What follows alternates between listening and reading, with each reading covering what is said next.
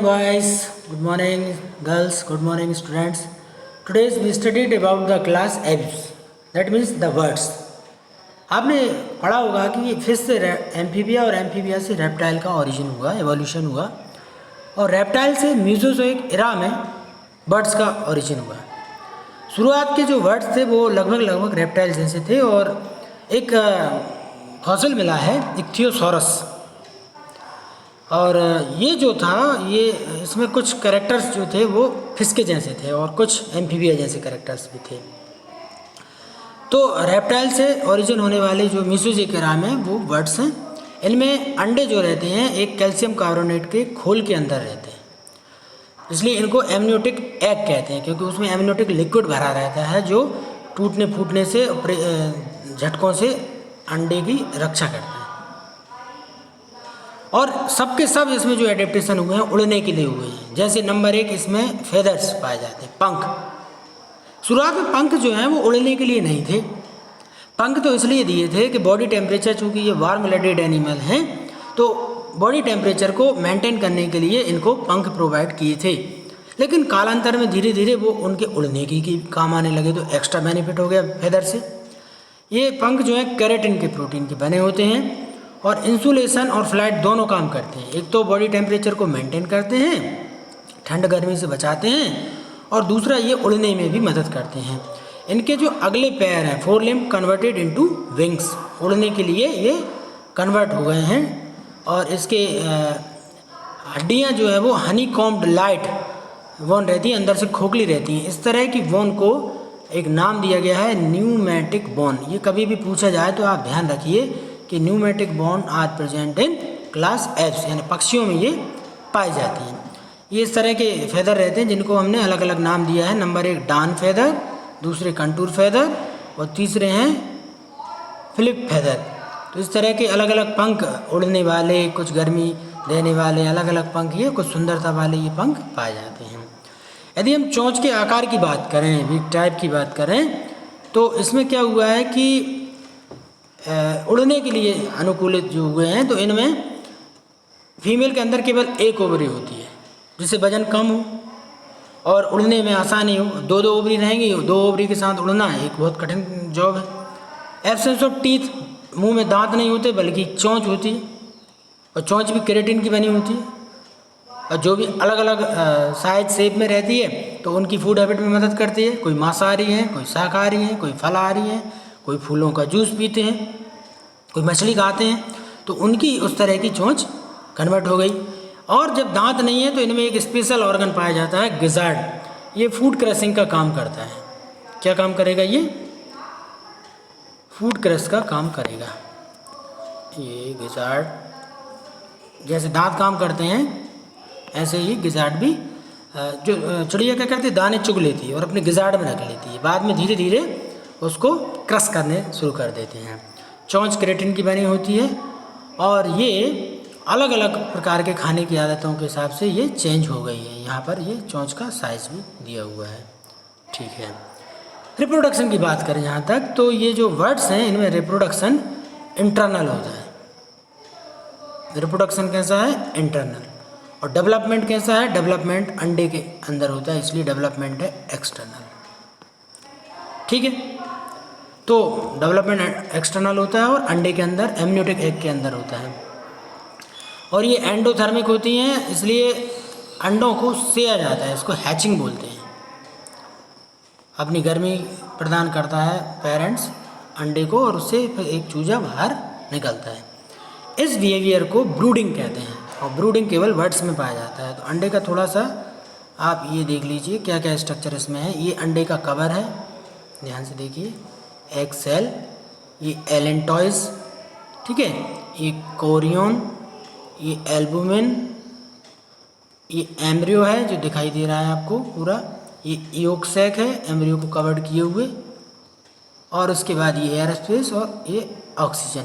तो इस तरह से ये अंडे के अंदर छोटा सा जीव पल रहा है। पैर देखिए, डिफरेंट टाइप के पैर हैं पक्षियों के। और हम मॉडर्न बर्ड्स की बात करें तो लगभग 8600 से ज़्यादा स्पीसीज हैं और 20 ऑर्डर में इनको क्लासिफाइड किया गया है। 2 ग्रुप हैं, एक उड़ने वाले और एक बिना उड़ने वाले। तो सबसे पहले है फ्लाइटलेस बर्ड। फ्लाइटलेस बर्ड के उदाहरण हैं ऑस्ट्रिच, एमू और कीवी। इनको रेटिटी फैमिली में रखा गया है। फैमिली रेटिटी में कौन कौन है? ऑस्ट्रिच, एमू और कीवी।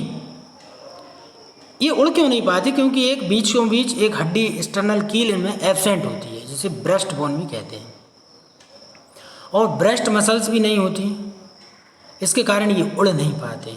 तो रेटिटी में कौन कौन है? एमू, कीवी और ऑस्ट्रिच, ये फ्लाइटलेस बर्ड हैं।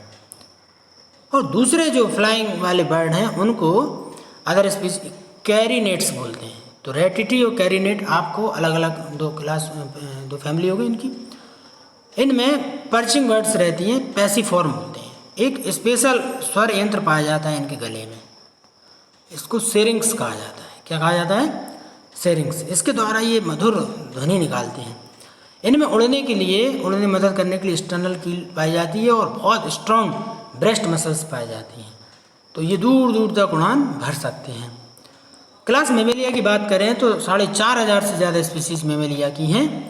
और इन में ये जो रेप्टाइल के द्वारा इनमें एवोल्यूशन हुआ है, रेप्टाइल में जो एक क्लास है थेराप्सिड, उसी से ट्रायसिक पीरियड में रेप्टाइल से मैमल्स का एवोल्यूशन हुआ है। संसार में डायनासोर के बाद सबसे ज़्यादा विकसित प्रजाति कोई है तो वो है मेमेलिया।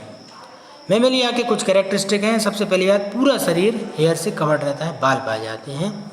ये बाल केराटिन के बने होते हैं। और बॉडी टेम्परेचर इनका average body temperature 37 degree Celsius या फिर 98.4 फ़ारेनहाइट होता है, ये ध्यान रखिए। एंडोथर्मिक होते हैं, टेम्परेचर को हमेशा मैनेज करते हैं, होम्योस्टेसिस कहलाता है। इनमें रेस्पिरेटरी सिस्टम पाया जाता है जिसमें डायफ्राम भी है। लंग्स पाए जाते हैं सांस लेने के लिए। सर्कुलेटरी सिस्टम है तो 4 चैम्बर्ड हार्ट है। प्लेसेंटा पाया जाता है और ये बच्चों को जन्म देते हैं। प्लेसेंटा मदर और बच्चे के बीच में एक कनेक्टिंग लिंक का काम करता है, जो मदर के ब्लड के थ्रू ऑक्सीजन और न्यूट्रिएंट बच्चे को प्रोवाइड करते हैं। मेमरी ग्लैंड पाई जाती है। मेमरी ग्लैंड से ही ये मेमेलिया कहलाए। बच्चों को दूध पिलाते हैं, produce milk for their offspring. इनमें पेरेंटल केयर पाई जाती है, माता पिता दोनों मिलकर बच्चे की देखभाल करते हैं। इनमें ब्रेन जो है वो बहुत डेवलप्ड रहता है पूरे वर्टिब्रेट्स में, इसलिए इनको होमोसेपियंस भी कहा जाता है। होमोसेपियंस की बात करें यदि मनुष्य की, तो ये बुद्धिमान कहलाते हैं, इंटेलिजेंट मैमल्स। टीथ अलग अलग टाइप के होते हैं, कुछ इंसीजर, ठीक है, कुछ कैनाइन, कुछ प्री मोलर और कुछ मोलर, कुछ चबाने वाले, कुछ मांस को चीरने फाड़ने वाले, कुछ तोड़ने वाले, कुछ जैसे आम का रस पीते हैं तो इंसीजर।